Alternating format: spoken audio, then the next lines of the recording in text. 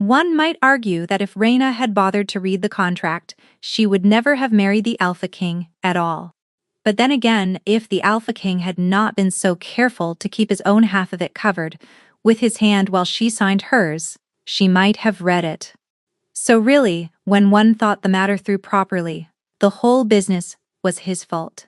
Every part of it, the marriage, the year, the room he built beside hers, and swore to her was only for storage. Rena Sedge had spent her entire life reading the things nobody else troubled to look at. The set of a hound's ears half a heartbeat before it bolted, a lie sitting in the corner of a man's mouth like a crumb he had forgotten to brush away. She was, by trade and by temperament, the most attentive person in the Winter Palace, and on the coldest morning of her life, she signed away a year of it, without reading one single word. The Hall of Ledgers was not built for warmth. It was built for arithmetic, which is a colder thing, and it held the cold the way a well holds water. Reyna stood on the black stone, with her hands folded in front of her, and counted the ways she was going to lose.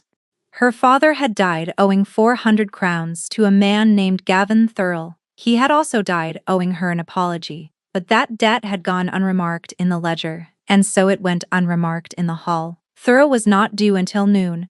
He arrived a full hour early, which told her everything about how the morning intended to go. He came in, shaking snow from his shoulders like a man arriving at a supper he had been looking forward to, and he smiled at her across the room with the particular patience of someone who has already been told he has won. "Mistress Sedge," he said, "you look well. I look cold." "You will not be cold at Thurl Hollow." He let that sit. "We keep the fires high." There it was. Not a threat, because threats are from men who might be refused. Simply a description of her future, offered the way one describes the weather. The steward called the ledger. Sable Marrow was 90 if she was a day, dry as a pressed flower, and she read the sum aloud in a voice that made no room for feeling. 400 crowns against the estate of Rene Sedge, deceased. The estate consists of one house condemned, 9 hounds, the property of the crown, and one daughter, unmated, of sound body, 26 years old. Reyna had known those words were coming. It made no difference at all. Hearing your own life read out as the last item on a list of things a man might take instead of money does something to the spine that no amount of rehearsal prevents. "The debt stands," said Sable Marrow. "Has the debtor a defense?" Reyna opened her mouth. "She had nothing in it." "She has a husband," said a voice from the door. Every head in the hall turned. Reyna turned last because she already knew the voice, and knowing it did not help. Alpha King Thoreg Vane came down the length of the Hall of Ledgers without hurrying. He was not a handsome man in the way the ballads liked. He was tall and spare and unsmiling, and he wore the cold the way other men wore a coat, as though he had grown used to it long ago and no longer expected relief. She had seen him perhaps 5 times in her life, always from the kennels, always at a distance, always walking away. He did not look at Thurl. He looked at the ledger. "Read it again," he said. Sable Marrow read it again. He listened to the whole of it, with his hands behind his back, and when she reached the part about the daughter, unmated, of sound body, he did not react at all. Reyna, who had spent her life reading men, found that she could not read him. There was simply nothing on the surface to read. "Your Majesty," said Thurl. His smile had gone stiff at the edges. "The claim is lawful." "It is." Thoreg Vane finally turned his head. "It is also void if she is married before it is executed." "That is the law you are standing on. It has 2 ends. You have only ever needed the one." Reyna's heart was doing something violent and stupid against her ribs. "To whom?" said Thurl carefully. "Is she married?" "To me," said the king. The hall did not gasp. It was not that kind of room. It went utterly professionally silent, the way a room of clerks goes silent when they realize they are about to have to write something down. He came to stand across the table from her, close enough that she could see the snow melting in his dark hair, close enough that she could smell him, which was worse, because he smelled like cold iron and cedar and nothing at all like a man doing something impulsive. "1 year," he said to her, quietly, as though the room were not there. To the day, it is an arrangement, not a marriage.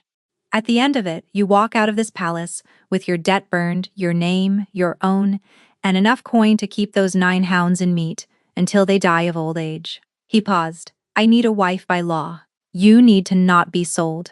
We can be useful to one another for 1 year, and then never think of each other again. She should have asked why. She would think about that later, over and over, for the rest of her life. She should have asked why her.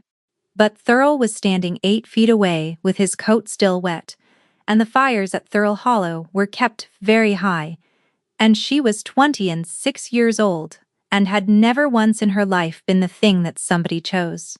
Where do I sign? She said. Sable Marrow laid the contract on the table. It was 2 pages, bound at the spine. The left page was hers. The right page was his. Reyna signed her name. Her hand was steady, which she was proud of, and would be ashamed of later. Then the king took the pen and drew the contract toward himself and laid his left hand flat across his own half of it, while he signed with his right. He did not look up. He did not explain. He simply covered the words with his palm. The way a man covers a wound he does not want examined. And he wrote his name where she could not see what he was agreeing to. And Reyna Sedge, who had spent her whole life reading everything, watched the one page in the world that mattered disappear beneath a hand. She woke the next morning in a bed that was too soft, in a room that was too warm, married. For a moment she lay very still, and let the ceiling be strange above her. It was painted. Somebody had gone to the trouble of painting a ceiling that nobody would ever look at except a person lying flat on her back wondering what she had done. 9 hounds. Her hands tucked under her chin. 9 hounds and her name back. And a year of her life. It had seemed like arithmetic yesterday. It did not feel like arithmetic now. There was a tray by the bed. Bread and butter and a boiled egg and a small folded card that said in a hand she did not recognize that the Alpha King would receive her at noon. She was dressed and out the door in the time it takes to lace a boot badly, and she went looking for Sable Marrow. She found her in the Hall of Ledgers, alone, filing yesterday as though it were any other Tuesday. I want to read the contract, Reyna said. The old steward did not look up. You signed the contract. I signed half of it. You signed all of it that concerns you. That is not the same thing, and you know it is not. Or, you would look at me while you said it. Sable Marrow looked at her. Her eyes were pale and very tired, and there was something in them that Reyna could not name, and that unsettled her badly, because Reyna could always name it. The terms binding you, said the steward, are these. 1 year, ending on the last day of the winter fast, you will be his wife in the eyes of the court, the law, and the great court in particular. You will attend what he attends. At the end of the year, the marriage dissolves without fault, without scandal, and without any claim by either party upon the other. Your debt is already burned. I burned it myself at dawn, and I enjoyed it more than I have enjoyed anything in some time. And his terms? His terms are his. He is my husband for 1 year, said Sable Marrow. He is your circumstance. Reyna stood in the cold hall and felt the floor of her understanding shift by a degree. Why me? She said. And the steward, who had answered every question that morning without hesitating, hesitated. It lasted less than a heartbeat. Reyna caught it anyway, because catching things was the whole of what she was. Ask him, said Sable Marrow, and went back to her filing. The noon meeting lasted the length of a short walk. He stood the entire time. He told her, in order that she would keep her rooms and he would keep his, that she was to be seen at the winter table 3 nights in 7, that she should not go beyond the east wall alone, and that the Grey Court would be watching her for any sign that the marriage was not real. Is it real? She asked. It is legal, he said. That is what it needs to be. That is not what I asked. He looked at her then, properly, for the first time since the hall. And for one strange suspended moment, Reyna had the distinct impression of a man standing behind a door he had no intention of opening, listening very carefully to somebody knocking. No, he said, it is not. She should have felt relieved. She catalogued, with some irritation, that she did not. She spent the afternoon walking the palace, because she could not sit, and because a scent tracker who cannot pace is a scent tracker who begins chewing on her own thoughts. The east wing was quiet. Her rooms were the third door along a corridor of 6, and she had walked past the others twice already before she noticed the fourth. It was newer than the rest. The wood had not weathered. The hinges were bright, and carved above the lintel, in letters that were unmistakably fresh, cut into new wood by somebody who had taken his time about it, was a word. It was her name. She stood in that corridor for a long, long time. Because the marriage was 1 day old, and the carving was not.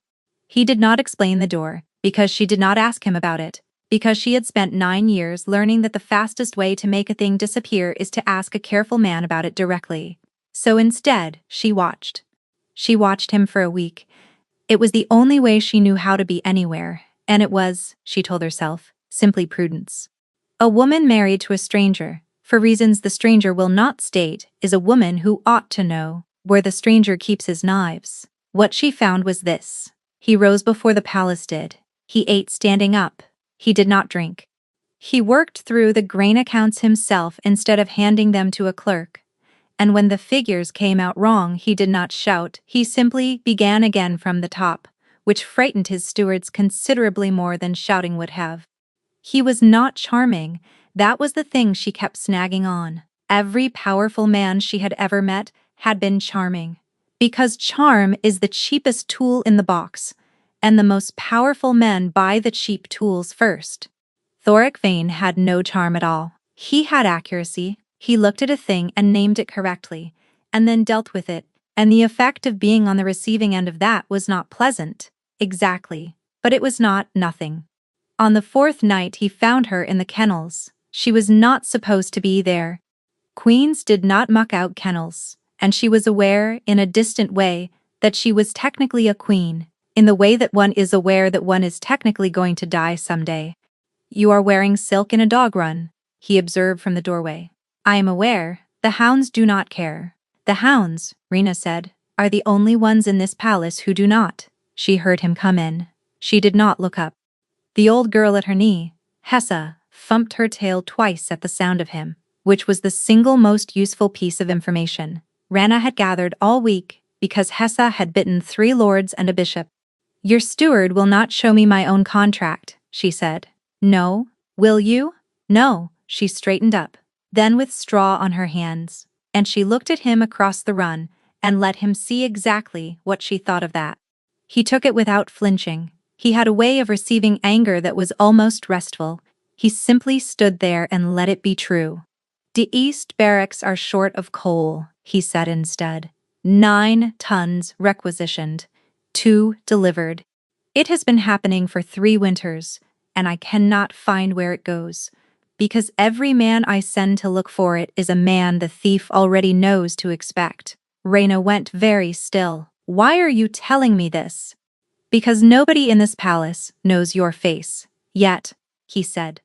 "And because you have spent 9 years being able to tell which of 400 hounds walked down a corridor, and I do not believe that skill turns itself off when the animal is a man." She stared at him.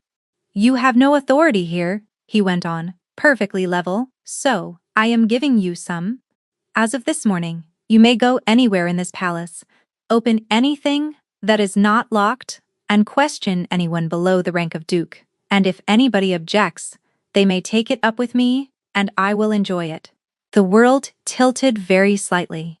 "Why?" she said, and for the second time in her life, she watched Thoric Vane stand behind a door and listen to somebody knock.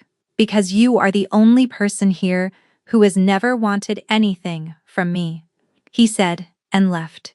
She did not sleep that night. She lay in the too warm bed under the painted ceiling, and turned it over, and turned it over, and got nothing, and eventually the sound started. It came through the eastern wall, a knocking, slow, and patient, and unhurried. Somebody was driving nails. Somebody had been driving nails for an hour, in the dead middle of the night, on the other side of the wall of her bedroom, in the room with her name above the door. She went out into the corridor in her nightclothes, with her heart going hard. The 4th door had a lock on it, a new one, bright brass, no tarnish, not one scratch on the plate. She put her hand flat against the wood, and the wood was warm because there was a fire lit inside a room that was supposed to be empty, and she caught, faint, under the smell of new pine, the scent of a stranger. Sawdust and pitch and a workman's sweat. Not the king, somebody else was in there with him. Somebody with hands. Behind the door, very close, the hammering stopped. Nobody answered the door, and she did not knock again. That was the thing she would come back to afterward, when there was time to be honest about it. She stood in a cold corridor, with her hand flat on warm wood, and something on the other side of it, holding its breath, and she chose not to knock, because some part of her had already understood that whatever was behind that door was going to cost her, and she was not ready to pay yet. She went back to bed. She did not sleep. In the morning, she went hunting coal instead, which was easier. It took her 6 days. She did not do it the way the king's men had done it, which was by asking questions of people who had been rehearsing their answers for 3 winters. She did it the way she would have tracked a lame deer through spring snow, which is to say, she stopped looking for the animal and started looking for what the animal could not help leaving behind. Coal leaves dust. And dust settles. In the treads of boots, boots walk corridors.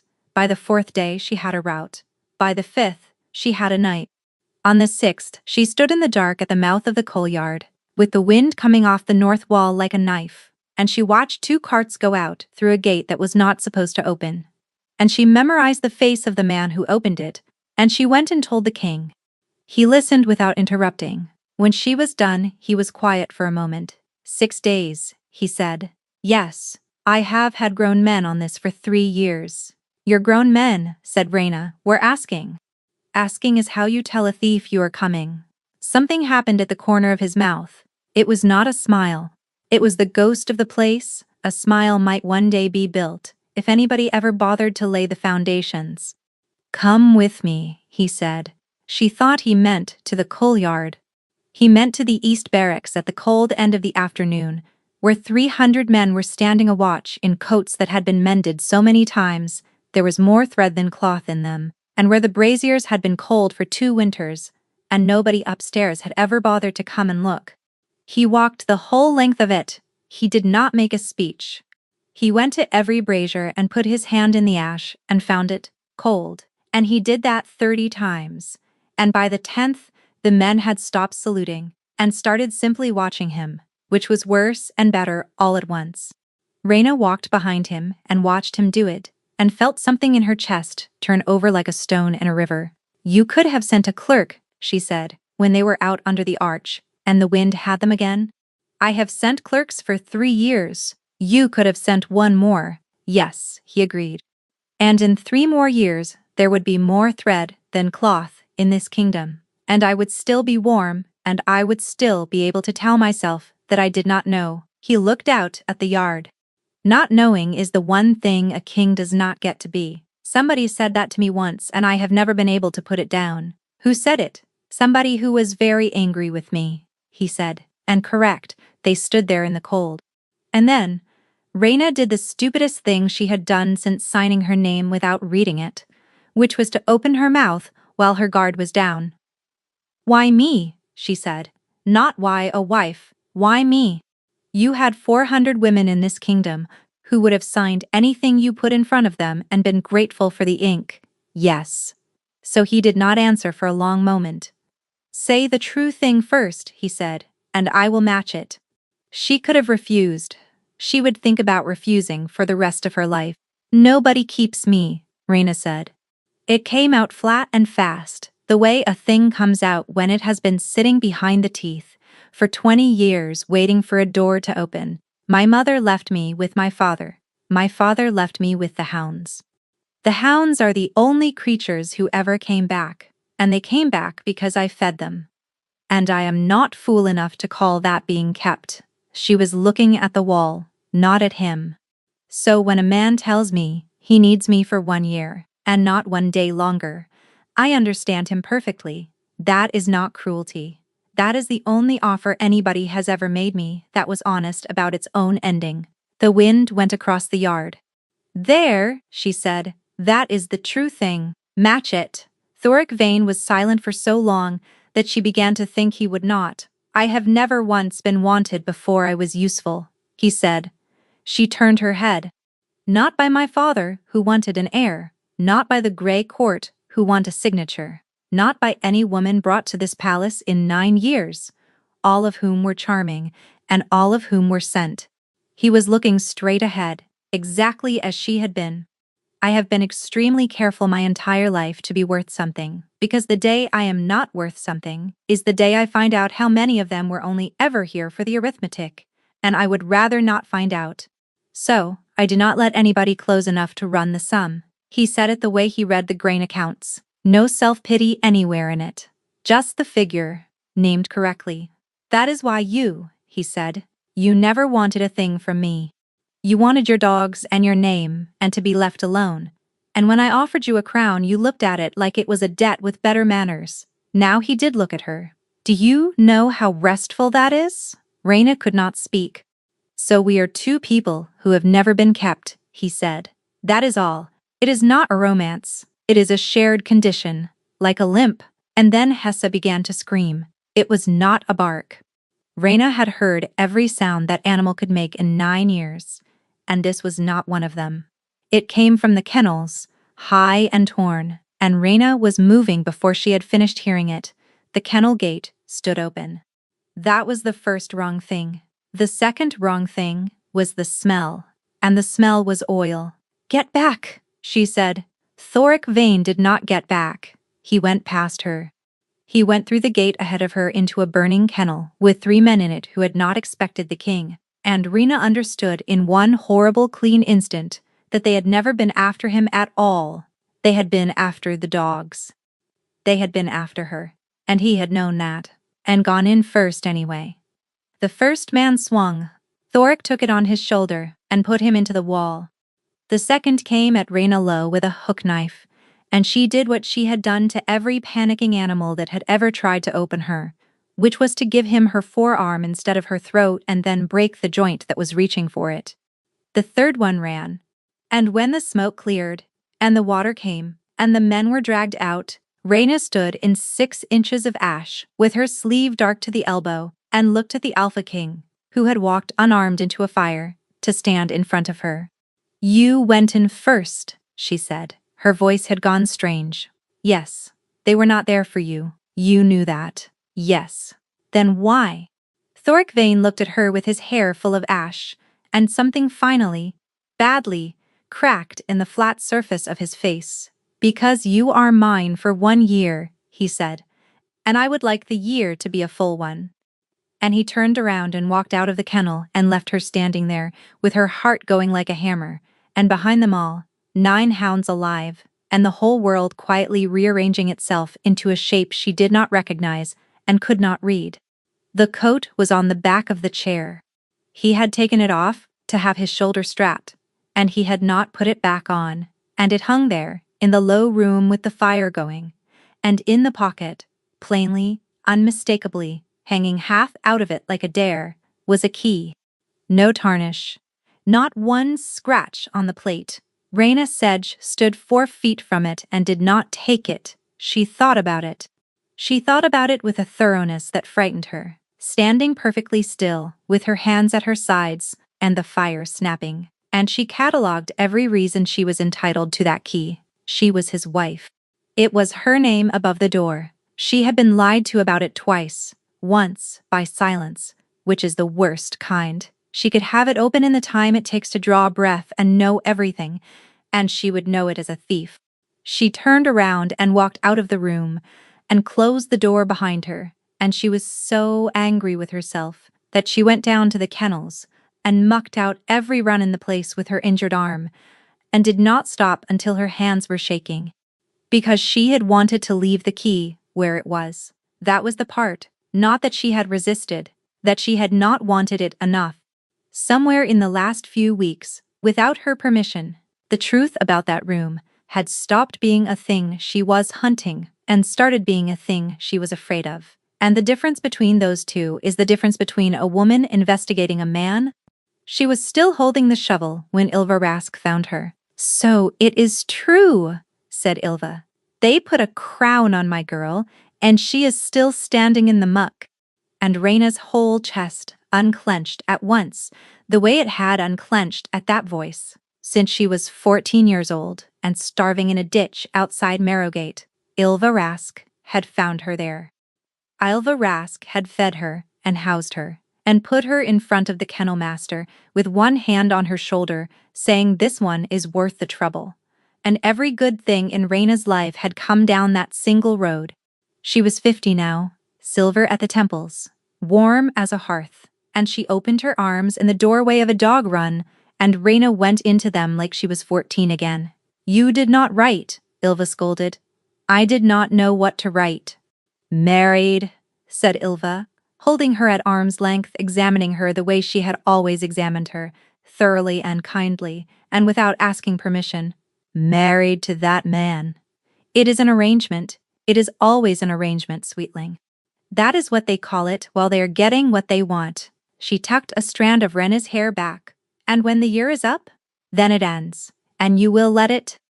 Rena did not answer, and Ilva saw the not answering, because Ilva had always seen everything. Oh, she said softly. Oh, my girl, do not. I have not said a word. You are saying it with your face. Ilva laughed and drew her down onto the bench by the door. And they sat in the warm animal dark, and for an hour it was the best hour Rena had had in a month. Ilva asked about the hounds. Ilva asked about her arm. Ilva asked, with enormous gentleness, whether he was kind to her, and Rena found she did not have a word for what he was. And then at the very end, as they stood, Ilva said, quite lightly, brushing straw from her skirt, They tell me he has been building something. Beside your rooms. Rena went perfectly still. Storage, she said. In the small hours of the night? Ilva smiled. Sweetling, I have known that family 30 years. Vanes do not build storage. She squeezed her hand. Have you looked? No. Why not? And Rena Sedge, who could tell you which of 400 hounds had walked down a corridor, stood in front of the only mother she had ever had, and heard herself say the truest and most frightening sentence of her life. Because I do not want to find out that it is nothing. That night the accounts came. She had asked Sable Marrow for the grain ledgers, meaning to be useful, meaning to distract herself from a door. And she sat down with them at midnight, and she read for 2 hours. And slowly, line by line, the floor came out from under her. 9 tons of coal to the East Barracks, not requisitioned, delivered, paid for out of a purse that was not the Crown's meat, to the kennels, every week, for 2 months. Firewood to the mending house, bread to the almswomen at Marrowgate, which was not even his city. And every single line, every one, was signed with the same private hand. Not the seal, not the crown, just a small, exact signature in the margin. The way a man signs a thing he does not want anybody to thank him for. He had been feeding her people since the day he married her. He had never said one word about it. He had stood in the cold and told her it was not a romance. It was a shared condition, like a limp, and then he had gone quietly and paid for the coal out of his own pocket and told nobody at all. Rena put her head down on the ledger in the empty hall and did not cry, because she never did, and sat there for a long time with her heart going wrong in her chest.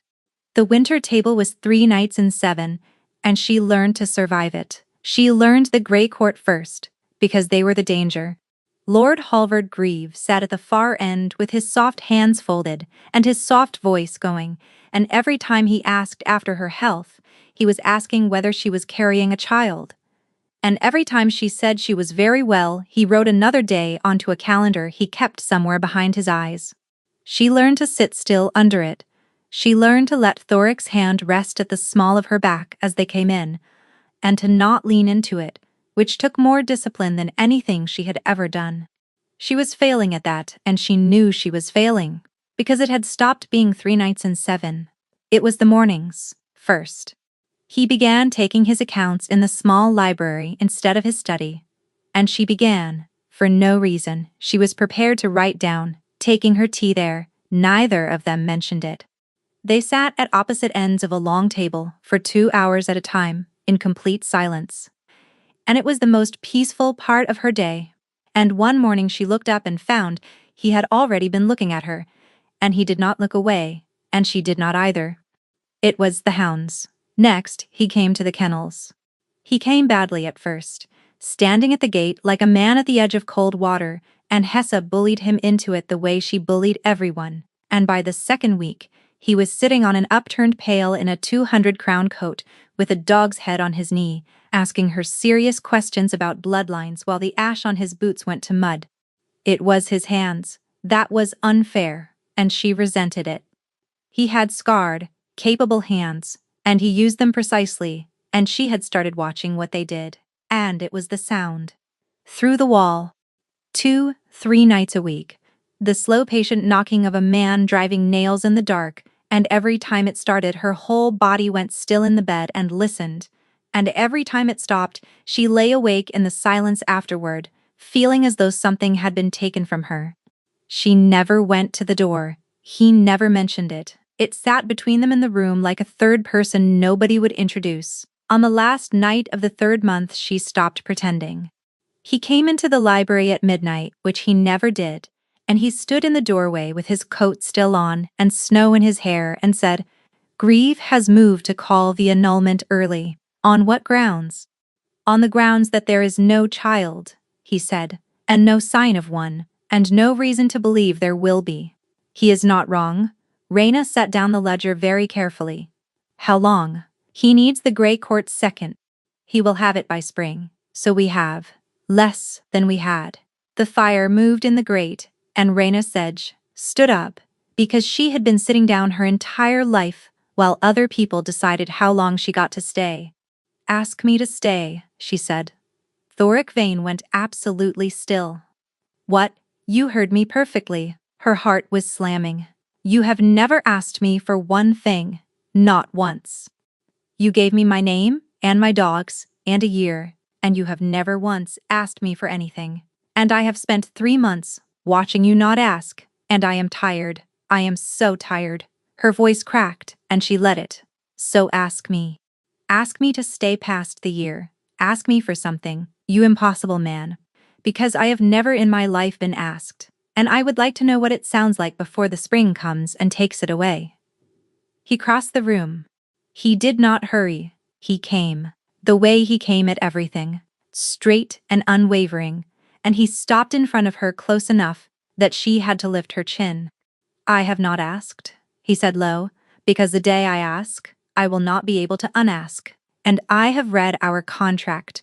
Raina, every word of it. I know exactly what I signed. Then tell me what it says." "No, Thoric." "Ask me for something else," he said, and his voice had gone rough for the first time since she had known him, and it undid her entirely. "Anything else. Ask me for anything else in this world. And it is yours." And Raina, who had never been kept, and never been chosen, and never once asked for a single thing she wanted, put both hands flat against his chest and felt his heart going as hard as her own. "Then, stay tonight," she said. He kissed her. It was nothing like she had braced for. There was no charm in it, and no strategy in it. It was the kiss of a careful man who had run out of care, and it was thorough and unhurried, and it went through her like a struck bell. And her hands were in his coat, and his were in her hair, and the ledgers went off the table, and neither of them heard them land. She had spent her whole life being useful. Nobody had ever touched her, simply because they could not stop. He lifted her without effort, and she wrapped herself around him, and the whole world narrowed to the heat of him and the sound he made against her mouth. When she pulled his shirt free, low and wrecked, and entirely undefended, from a man who had never once been undefended in front of anybody. "Raina," he said, and it was not a question, it was a surrender. "I know," she said. "I know." Afterward, in the dark, she lay with her cheek on his chest, and listened to his heart slow down and felt him breathing, and she was happier than she had ever been, and she lifted her head to look at him. And she saw the wall, above the fireplace. The winter calendar hung there. Every household had one. Every household marked the fast, and somebody, in a small, exact hand, had circled the last day of it in ink. The last day. Their day. The day it ended. He had been looking at it every morning for 3 months, from the far end of the table, while she drank her tea. The bond broke open on a wet night in the thaw, and she killed it with 4 words. There was a feast for the turning of the season, and the grey court came in from their estate smelling of wet fur and money. Lord Halvard Grieve kissed her hand and asked, softly, after her health. "I am very well," she said. "You look tired." His eyes were kind. That was the awful thing about Grieve. His eyes were always kind. The winter has been hard on all of us.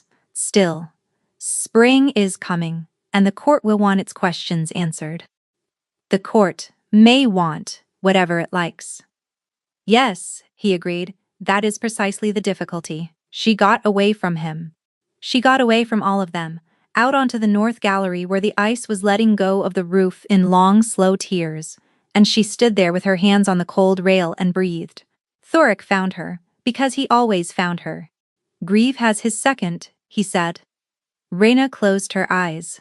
Whenever he chooses to use it, he came to stand beside her. He did not touch her.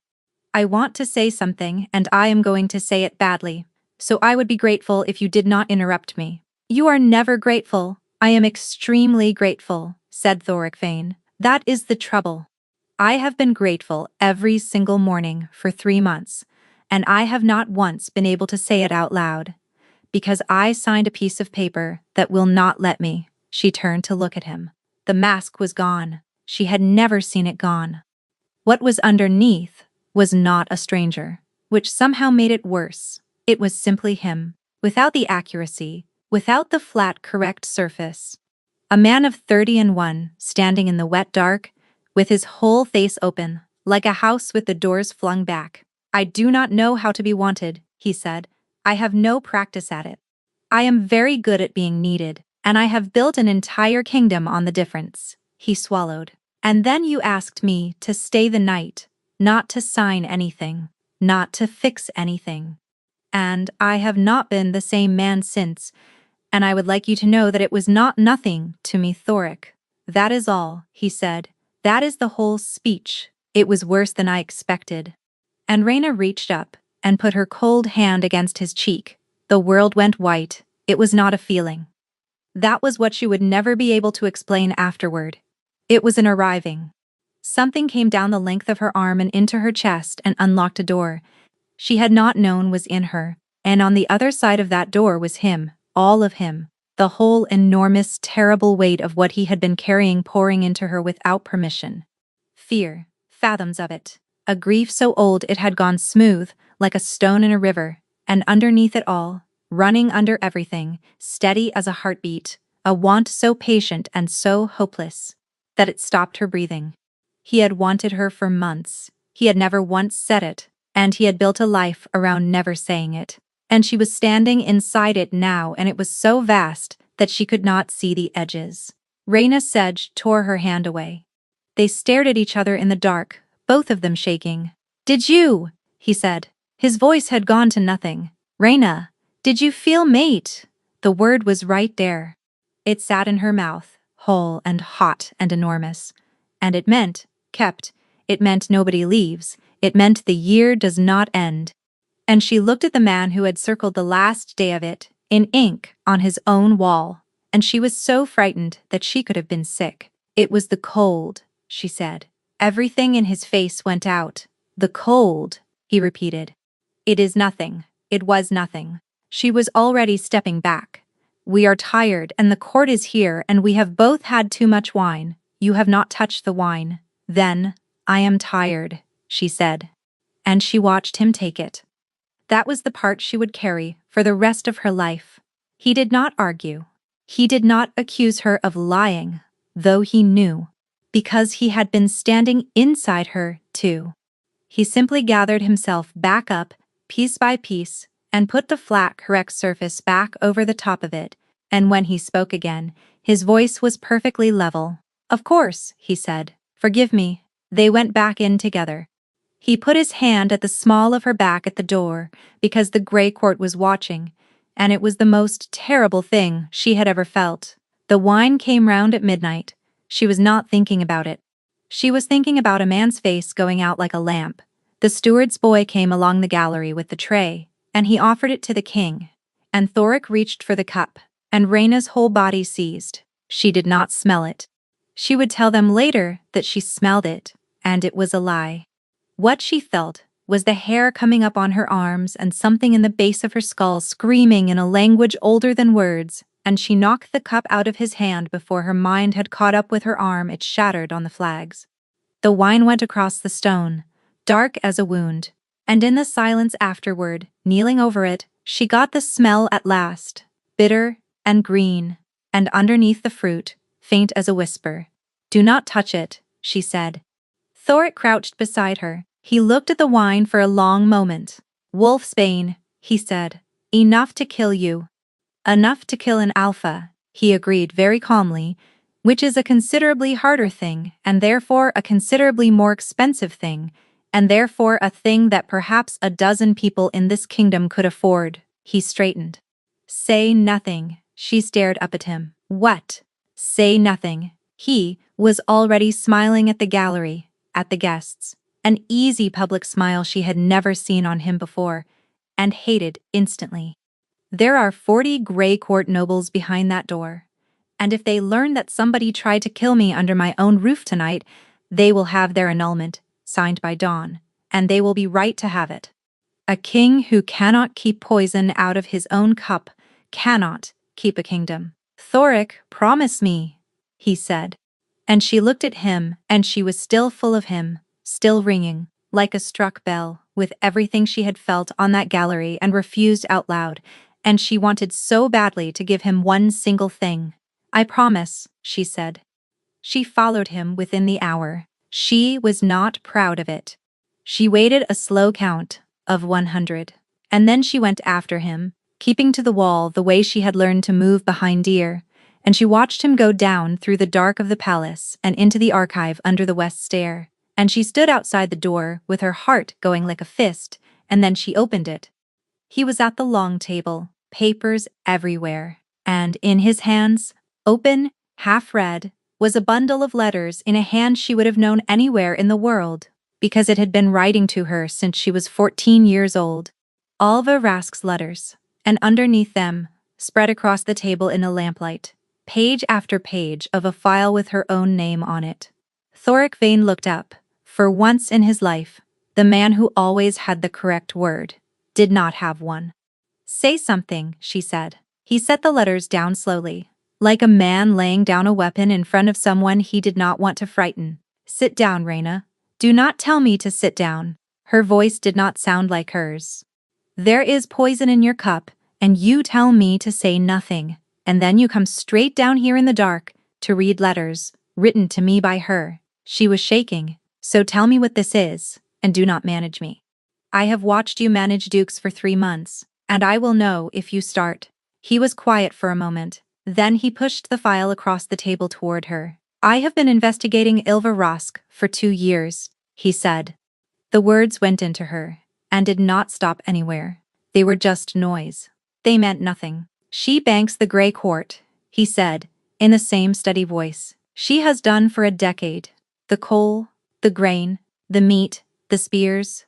All of it goes out of this palace, through gates she owns, and comes back as money she lends, to the men who want my throne, at interest. And they cannot move against me without her, and she cannot be touched without proof." He did not look away from her once, and I could not get proof, because every man I ever sent came back with nothing, because she always knew he was coming. "No," said Rhaena. "Rhaena." "No." She had her hands flat on the table. "She pulled me out of a ditch. She fed me. She has written to me every month for 12 years. She is the only person in this world who ever came back for me. And you are standing there telling me." She stopped, because something cold and very quiet had begun to assemble itself in the back of her head, and it was building itself out of things she had said in her own voice. She always knew he was coming. Rhaena heard herself speak, and her voice came out flat and strange. You needed somebody close to her, she said. Somebody she trusted. Somebody she talked to. Thoric. Vane said nothing. That is why me, Reyna said. Not the debt. Not the crown. You needed her girl. He held her eyes, and he did not deny it. Say I am wrong. I cannot, he said. The floor went. She had to put a hand on the table. She was aware, distantly, of her own breathing being wrong, and of the archive being very cold, and of 3 months of her life quietly turning inside out behind her eyes like a coat. Every question he had ever asked her. Who did she write to? What did she tell them? Where had she come from? Who had placed her in the kennels? Who had recommended her? Who had she thanked? She had thought he was interested. You have been reading my letters, she said. You have been reading my letters for 3 months while I... She could not say it. She would not say it out loud in that room. Not all of it was that, he said. And for the first time his voice cracked. Reyna, I need you to hear the whole of it. Not 1 hour of what happened in that library was. Why did you not simply ask me? She rounded on him. If you suspected her, ask. You are the king, ask. Because you would not have believed me, said Thoric Vane. And that stopped her, because it was true, and they both knew it was true, and it was the ugliest true thing that had ever been said to her. You would have gone to her, he said quietly. You would have gone to her that same night, out of loyalty, because you are loyal. It is the whole architecture of you, and she would have known within the hour that I was watching, and she would have burned every ledger in Marrowgate before the sun came up. He shook his head. I have had 1 chance at this in 9 years. I could not spend it on a hope, so you spent me instead. Yes, he said, at the beginning. Yes, she wanted him to lie. She realized it with a kind of horror. She wanted him to stand there and lie to her, and give her something to forgive. Read the letters, he said. His voice had gone hoarse. Not for me. Read your own letters, Reyna. Read what you told her. I will not. You told her the coal schedules, he said. You told her the watch rotations.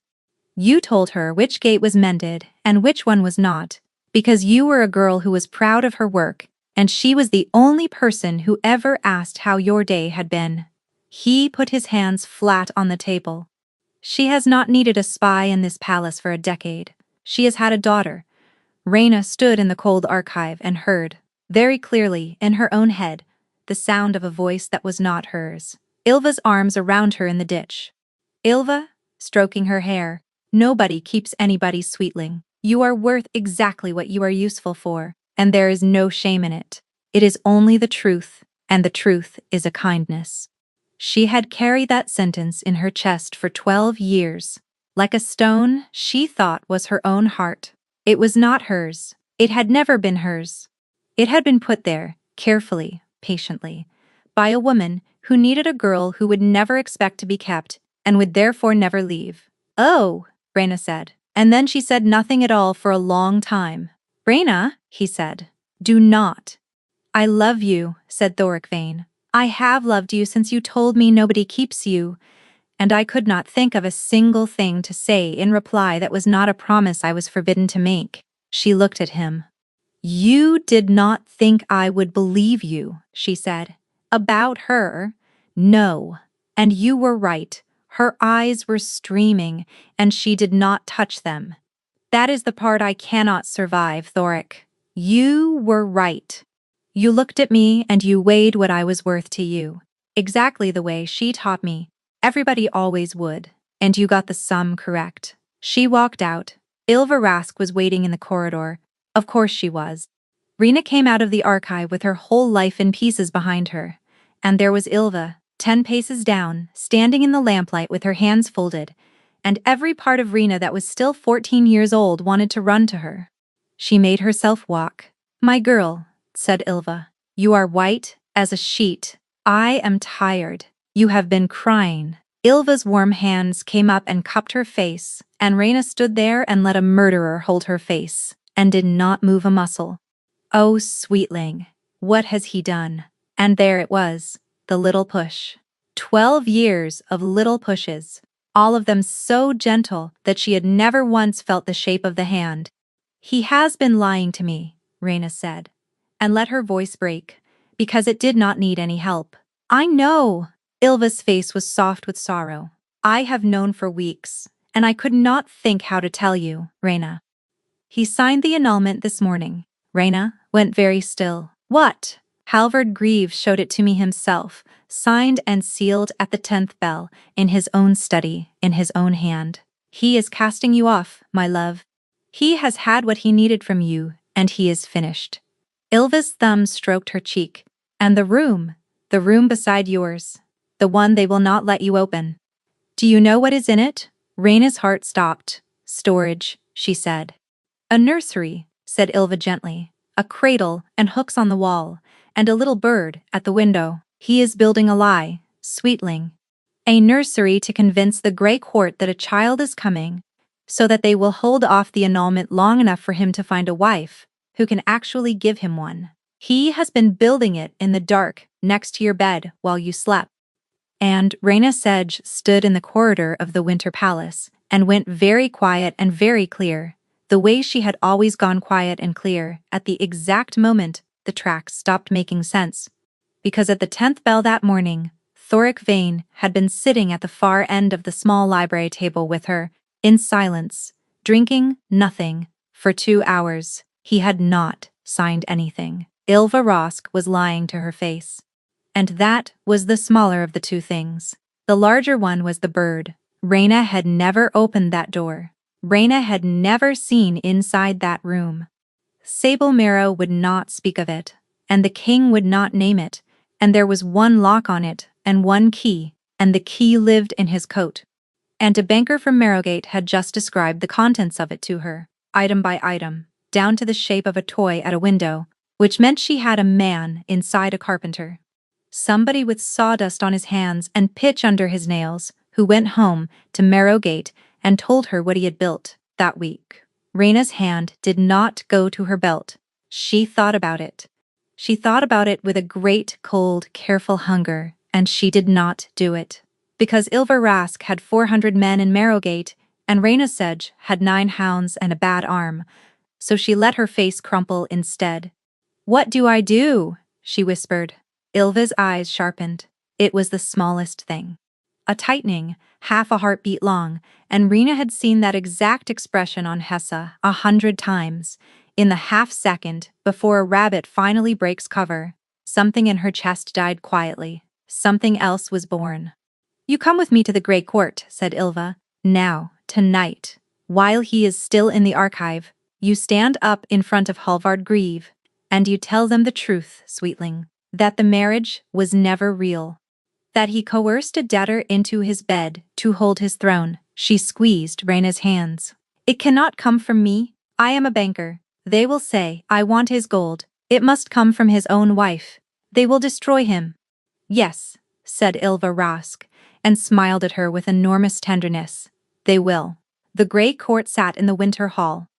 30 of them, and Halvard Grieve at the head of the table with his soft folded hands, and the king standing at the far end alone, because they had already sent for him, and he had already come. He looked up when she walked in behind Ilva Rask. His face did something.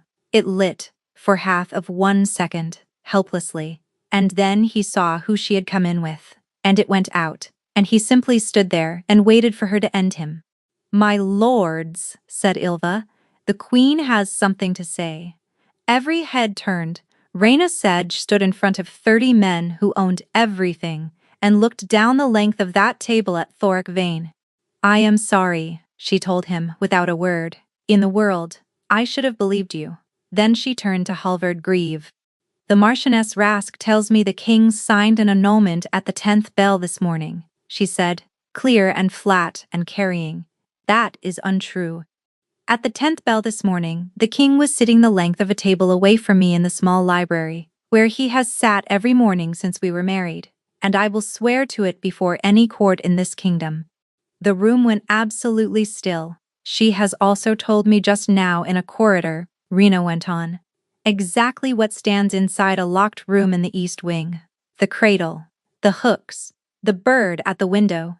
She let it sit. I have never opened that door, my lords. I have never seen inside it. My husband has never named it, and his steward will not speak of it. And there is one key to it, and he carries it himself. She looked slowly around the table.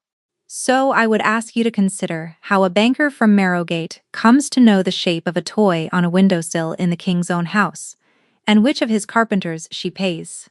Ilva said, "This is grief. She is not herself."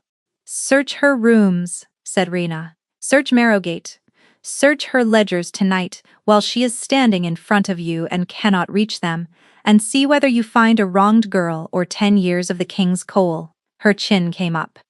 "There is wolfsbane in this palace, my lords. Enough to kill an alpha. It went into his cup 4 hours ago, and I knocked it out of his hand. Ask yourselves who in this kingdom can afford such a thing." Halvard Grieve looked at Ylva Rask for a long, long moment. "A search," he said quietly. "Cost you nothing, Marchioness." And Ylva Rask's face changed. The warmth went out of it, the way heat goes out of a room when a door opens. All at once, and what was left was not a mother at all. And Rena finally saw the thing she had been living beside for 12 years. Alva came at her fast. Rena had been reading her since she was 14. She saw the knife before it left the sleeve, because she had spent half her life watching those hands, and she caught the wrist and turned it and put the Marchioness Rask face down on the winter table among the Grey Court's own papers, with a knee in her back and the arm bent up wrong. Rena leaned down to her ear. "You told me I was worth what I was useful for," she said. "You should have been more careful what you made me good at." Then the guards had her, and it was done. The hall emptied. The lords went out in tight whispering knots. Somebody took the knife. Somebody wrote it all down. And then it was the two of them in the winter hall. "You saved me," Thoric said. He sounded wrecked. "Rena, after everything. You still." "I stopped a traitor," said Rena Sedge. "That is all." The light went out of his face. "The bond is real," he said. "You felt it. I know that you felt it. Because I felt you feel it." "Yes," she said. Her voice was perfectly steady, which cost her more than anything ever had.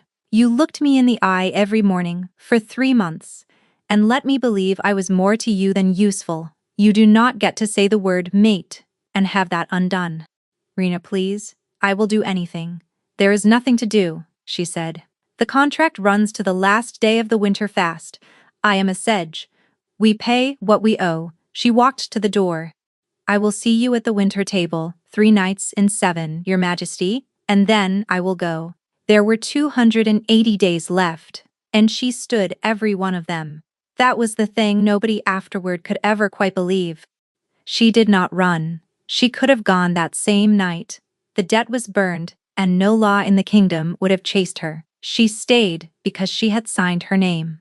So the spring came, and the summer, and the long, slow resting of the autumn, and Rena Sedge sat at the winter table 3 nights in 7, with the queen's chair beneath her and the queen's ring on her hand, and she was faultless.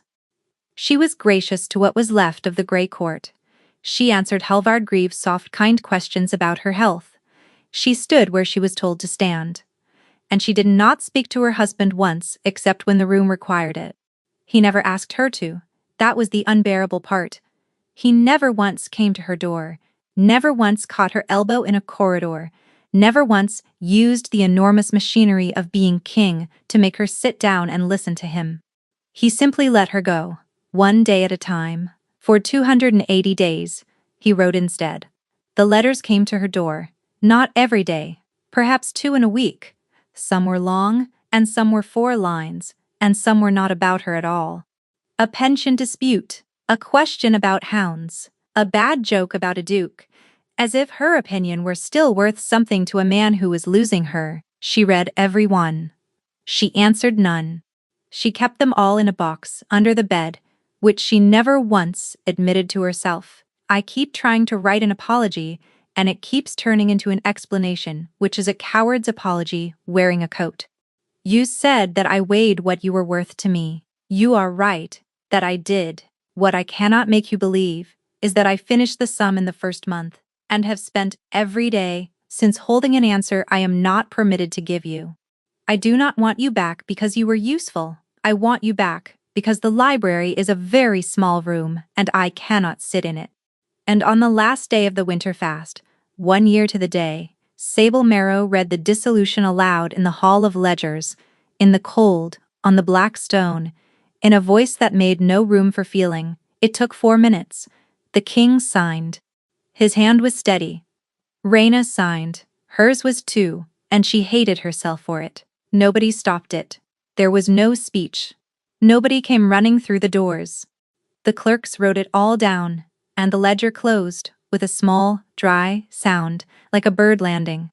And Rena Sedge walked out of the Winter Palace with her name and her 9 hounds, and a box of letters she had told herself she was throwing away. Marrowgate in autumn was gray and wet and smelled of coal smoke, and she took a house at the edge of it with a run for the dogs, and she was, by every measure a person could name, free. The letters followed her. They came to the new house within a month, which meant he had found out where she was and had never once come to the door. She did not know what to do with a man who could find her and would not knock. She did not answer them. She read them by the fire with a dog's head on her foot, and did not answer a single one, and every time a new one came, she felt the same thing, which was a kind of terrible relief that made her furious. And then, in the 8th month, they stopped. The last one was short. Raina, you have made yourself clear, and I have been slow. And I am sorry for that too. I will stop, now. Be well, and let the dogs get fat. She read it twice. Then she sat very still in her own house with her own name on the door, and the fire going and everything she had asked for, and she discovered that she could not breathe. Sable Marrow came at the end of the 9th month. She came in a hired trap, 90 years old, in the rain, and she stood in the doorway of the kennel and looked at Raina with those pale, tired eyes, and said, "The east wing is being closed." Raina's hands went still in the straw. "He is emptying it," said Sable. "The rooms are being stripped, and the doors are being sealed, and the 4th door is being sealed with them. He has given the order to have it done before the frost. So, I have come to tell you that if you ever intend to see what is in that room, you have, until the frost, to do it. It is not mine to see. It has your name over it," said Sable Marrow. "It has had your name over it since 11 days before he ever walked into the Hall of Ledgers and told the world he was your husband." Raina stood up. 11 days before," she said slowly. 11 days, said the old steward. "I know, because I watched him carve it. He did it himself, at night, badly, with a chisel he did not know how to hold, and I told him he was a fool. And he agreed with me, and he kept going." The Winter Palace was very quiet. Nobody stopped her. The guards knew her face. She walked up through the cold halls and the emptied rooms with her heart going hard and her boots loud on the stone, and she came at last to a corridor of 6 doors in the east wing. The 4th one stood open, because the sealers had begun. Raina Sedge stopped in the doorway. It was a small room. That was the first thing. Somebody had chosen the smallest room in the wing and put a window in the east wall of it, so that it would get the morning. And in it, everywhere, was a year of a man's hands, a cradle. Made, not bought, joined at the corners, the way a man joins a thing when he is teaching himself out of a book. One corner clumsy, and the next one better, and the last one very fine, so that you could read him learning it simply by walking around the thing. A shelf, low to the floor, hooks along the wall at a child's height, 9 of them, and carved above each hook in the same slow bad chisel work as the name above the door, the name of one of her hounds, Hessa, Bracken. Every one of them, he had asked her their names once. In the kennels, sitting on an upturned pail with the ash going to mud on his boots, and she had told him, and she had thought that it was small talk. And on the sill of the east window, where the morning would come in, a wooden bird on a string, she put her hand over her mouth. "He built it in the 1st month," said Sable Marrow from the corridor. "Before the coal, before the thaw, before you ever asked him for a single thing. He told me it was storage." "He told you it was storage," Sable agreed, "because he had signed a paper that would not let him tell you what it was." Raina turned around. "What paper?" she said. Sable. What is in his half of that contract? And Sable Marrow, who had refused her once in the cold, in a hall of ledgers, on the worst morning of her life, looked at her for a long moment. Then she reached into her coat and took out 2 folded pages, bound at the spine. He told me to burn it, she said. I have been meaning to. I am 90. I am very forgetful. She put it into Rena's hands. Read it in the hall, said Sable Marrow. It was signed there. It ought to be read there. The hall of ledgers had not changed. It was still cold. It still held the cold the way a well holds water. The black stone was still black, and the long table still stood in the middle of it, and Alpha King Thoric Vane was standing on the far side of that table with his hands behind his back, because Sable Marrow had sent for him and had told him nothing at all about why. He saw her. He did not move. Reyna, he said. She walked the length of the hall the way he had walked it a year ago, without hurrying, and she laid the contract on the table between them, and she opened it to the right-hand page.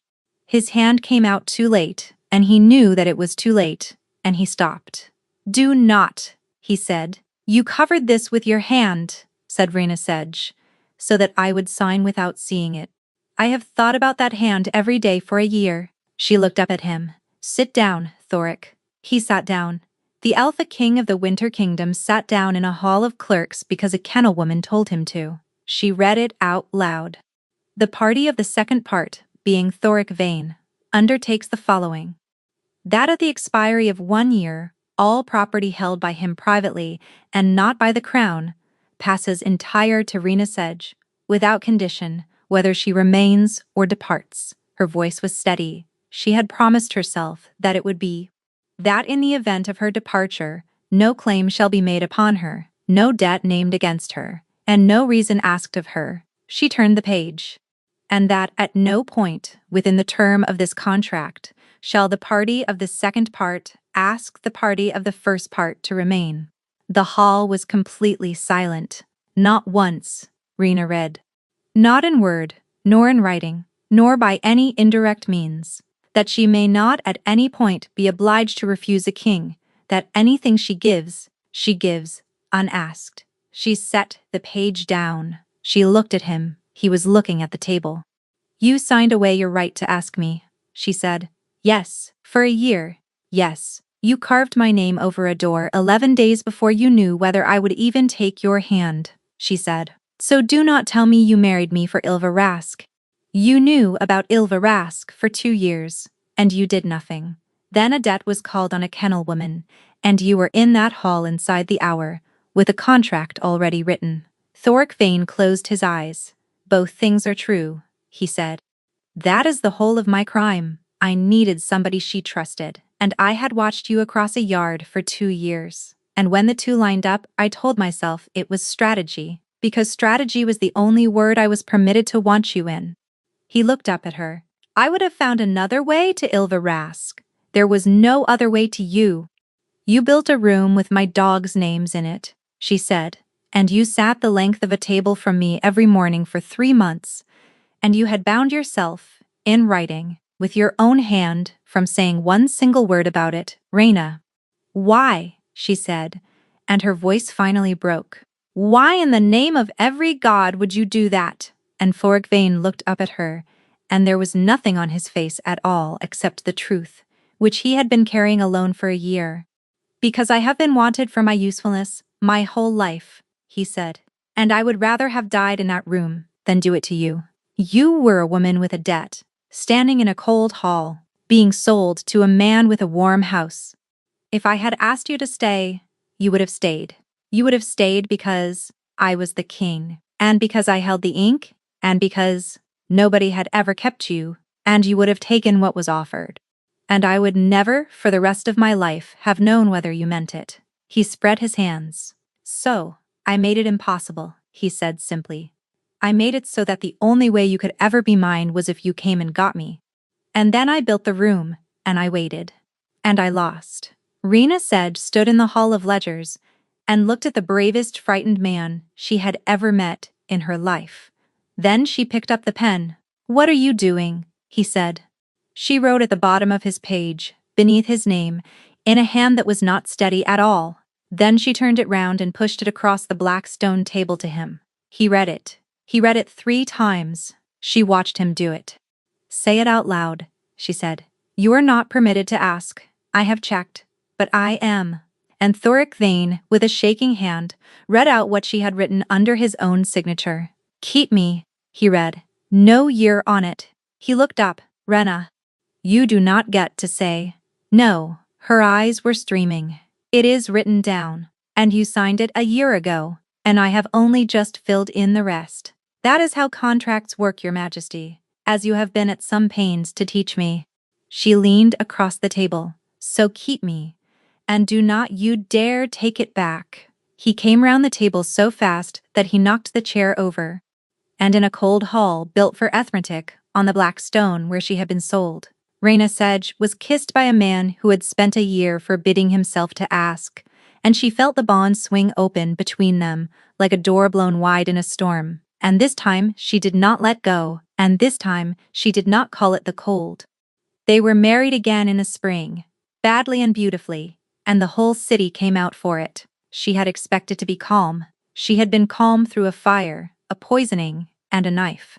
She got 4 words into her vows and had to stop, and stand there, and be looked at by 6,000 people, while she got hold of herself, and Thoric Vane simply waited, holding both her hands, wearing an expression of such open and undignified joy that half the front row started crying instead. Tilda Rosk died in the debtor's tower at Marrowgate in her 61st year. Rena did not go, and did not write, and slept perfectly well. The east wing was not sealed. That small room got the mourning the way it had been built to.